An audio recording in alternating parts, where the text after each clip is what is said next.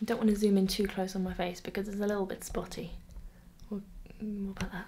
I want to talk today about the planet, the Earth, our home, and how we can save it because, well, it's dying.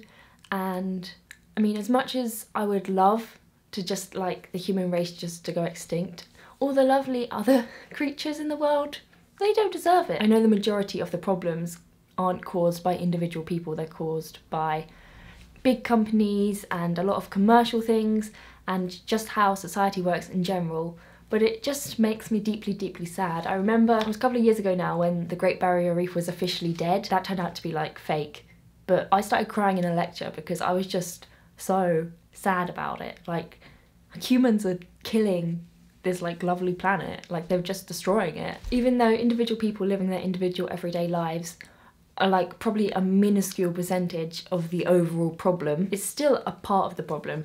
And you know, anything we can do to save this planet a little bit, or at least to not contribute quite so much to making it worse, is a good thing. So I've got a list of a few different things you can do to just cut down on your waste a bit, or reduce your carbon footprint, or, you know, just live your life a bit more greenly, I guess. I talked in my last video about not having a specific New Year's resolution this year, but one thing I am definitely trying to do is cut down on my plastic usage and my plastic wastage. Single-use plastic is absolutely everywhere and you cannot avoid it. Literally every shop you go in, everything is packaged in plastic which just gets thrown away, and you have to really go out of your way to find stuff which isn't packaged in the plastic which you're just going to chuck straight in the ground. The thing about plastic is it doesn't break down, it doesn't biodegrade. I remember in my house as a child we had a plastic bag under the sink which was full of plastic bags, like every household seems to have. I remember being really surprised the first time I saw one of these bags like decomposing and like going all sort of powdery and breaking into little bits, and I was like, ah, plastic bags do break down over time, but they don't really, because it was the same bag just in a lot of different little pieces. And now those pieces are little, they can get eaten by animals and like get stuck in them and all these horrible things. Plastic bags are like really thin plastic, and if it takes about 15 years for one of those to decompose, or at least start to decompose, imagine how long it takes for other like bigger pieces of plastic which, you know, we're using every day in our just day-to-day lives. At Download this year they had a cup deposit scheme, so you had to pay £2 on top of the drinks price to get a plastic cup, and then if you brought that cup back at the end you get your £2 back. And I collected a couple that had been left on the floor just to get myself enough money for some dinner. And I was speaking to the people at Greenpeace who were like running the scheme, and they had a little stand where they gave you your money. They were running this campaign about, I think they were trying to target Coca-Cola, but like it can apply to any big company really. It's just about like taking responsibility for the amount of plastic they produce, because I personally don't drink like anything apart from water and tea, so I never really buy plastic bottles. I just have like a refillable one. But people who maybe like have that with their meal every day, that's one plastic bottle every single day. And then what? Every single piece of plastic which has ever been made is still on this planet. It's just sitting here, and it's going to be sitting here potentially forever. The one exception to that is if the plastic has been burned, in which case loads of nasty chemicals have been released into the air instead. So I'm on a bit of a war against plastic, and I have a few little tips or ideas for you if you want to join me on this little mission. Reducing your use of single-use plastic can be really simple in day-to-day life. You don't have to like be perfect. I mean, I still buy a lot of stuff which contains plastic, but I just try and limit it as much as possible. One easy thing to do is give up drinking straws. You don't need them to have a drink. They're not necessary at all. You can just, when you go out for a drink, say no straw please. It's that simple.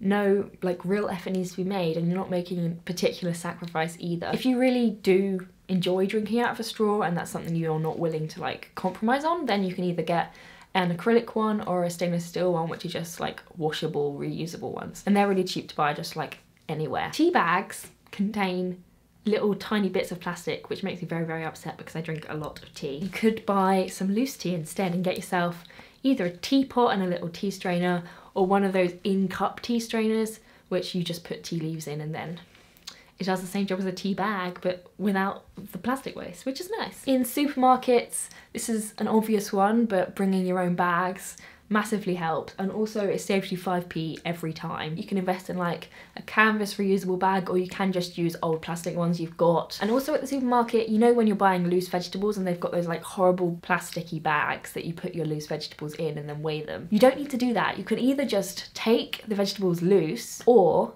they have paper bags now for mushrooms. Apparently putting mushrooms in a paper bag like helps keep them fresh or something. So most supermarkets have paper bags next to the mushrooms. Then if you put your vegetables in those paper bags instead, then you can just recycle the bags when you get home. So when I can, I try to buy things loose and not in packaging, but when I do buy stuff in packaging, I try and reuse it if possible. You know the crates that mushrooms come in, like the brown boxes? I have quite a lot of those that I use for storage, and they don't look particularly pretty, but they do the job, and like it saves me having to buy a separate box when I get one free from the supermarket anyway. Another thing you can do to make just a little bit less of an impact is to go paperless. I mean, it's 2018, I just find it an absolute nuisance when a company sends me a letter rather than just sending me an email or like even a text. You can just go online to whatever person is spamming you with physical letters, and there'll be an option somewhere on their website to just like change it to paperless. Yeah, paper's not the biggest deal and you can recycle it, but recycling takes up a lot of energy,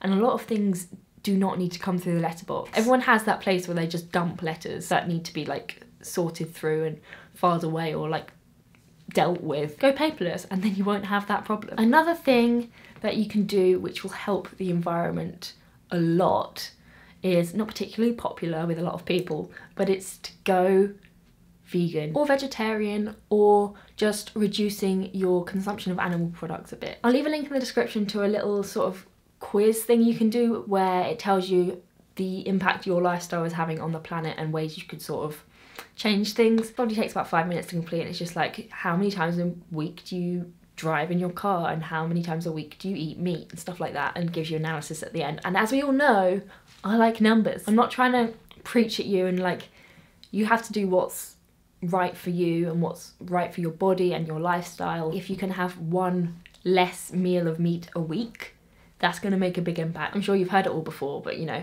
animal agriculture is the biggest contributor to climate change, and it doesn't need to be, because we have a lot of alternatives. We're not in 14th century. We have products which are not made from animals and are not made from like hurting things, and they taste good. Like, have you ever tried corn chicken nuggets? They're amazing. My final kind of suggestion is think before you throw things away. That's very general, but a lot of the time things that are being thrown away don't need to be thrown away. Can you recycle it instead?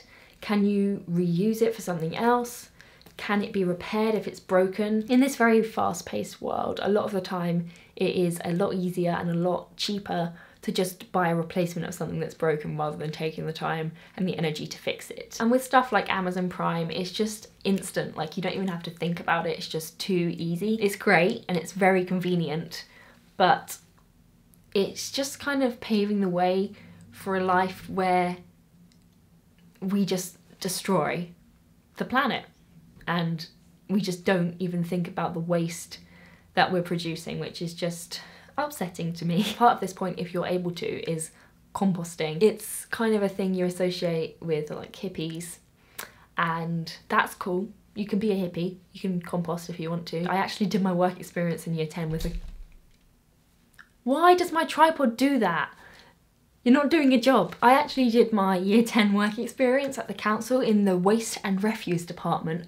God knows why I got put in that department, but it was actually really interesting. And during the week I was there, it was the week that they were preparing for this new recycling scheme where the food waste was separate from like the general waste, and then there was also like recycling and garden waste as well. So now at home we have food waste bins, and I think they convert it into some kind of fuel for something, or at least they're working on finding a use for it. The other good thing about having food waste separate from general waste is that apparently just in general landfill, there's not enough air circulating for the food to decompose. It doesn't like just turn into nice soil, it just stays kind of gross in the ground. Whereas if it's kept separate and treated as food waste, it's, you know, it doesn't take up space in a landfill. I haven't done much research on that.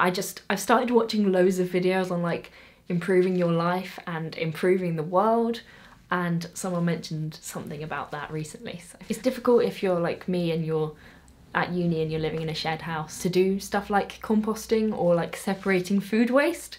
But, you know, if you're living on your own, maybe that's something you can consider, or if you live in a house of like really environmental green people, you could discuss it. I'm sure if you Google it, there's a lot of like uses for compost apart from just making soil, but I don't really know. Like, can you make tea out of compost? It would probably taste disgusting, but I think that's a thing you can do, compost tea. Anyway, I just felt like talking about something a bit different today, and I hope that you found it interesting and you don't mind me being a bit of a like preachy hippie. I'm even wearing my like hippie trousers today, look. I just finished my uni exams. Lucky for me, I had mine like at the very beginning of exam period, so I've now got a week off, and tomorrow I'm off to London to meet my friend Chloe from YouTube, Anomalous Chloe. I said it right. I've just had to say it like 3 times because I kept saying anonymous.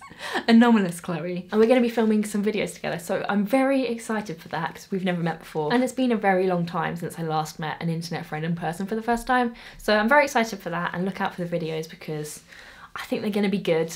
Going to be exciting. So yeah, thank you very much for watching. I'll leave all the relevant links in the description and I will see you very soon.